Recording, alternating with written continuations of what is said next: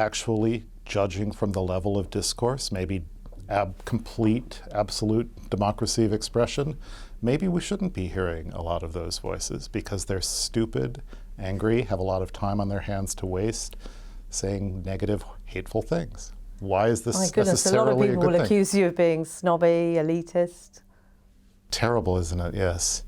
That's the club with which they beat up on people who think that the internet itself is an incredibly elitist concentrator of wealth in the hands of the few, while giving the appearance of voice and the appearance of democracy to people who are in fact being exploited by the technologies. I mean, on a personal level, in the novel, there's an awful lot of this sort of juxtaposition between secrets and truth, and both seem equally damaging to many of the characters. Yes, there's a point at which one of the main characters, the East German guy who is the leaker, he talks about how important secrets are to a person's identity. And how do you know you're a person if you have no secrets?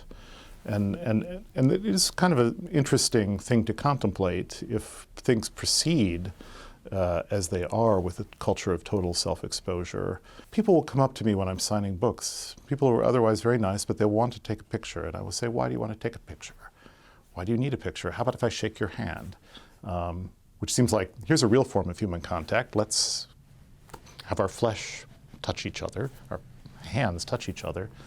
And they say, well, because I need to be able to know I was here.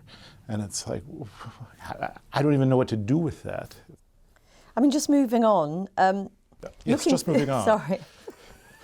Looking through old reviews and old interviews, one of the things that I found really interesting is how many people you seem to annoy. Feminist writers, female writers, feminists, Oprah Winfrey. I mean, what do you think that is about? Do you think it's fair? I was on the cover of Time magazine, and if it hadn't been me, I would have been annoyed with whoever was. So I think it's inevitable. The whole, why do I annoy people?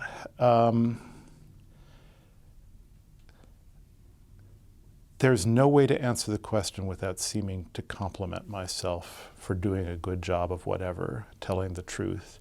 I mean, one of the things that recently caused consternation, certainly, was when you revealed that you had considered adopting an Iraqi child. I mean, what was that about? Where was the...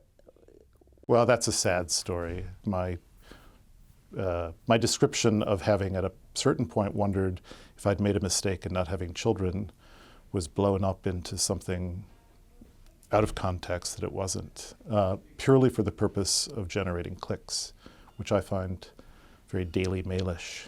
Just one more, if you would.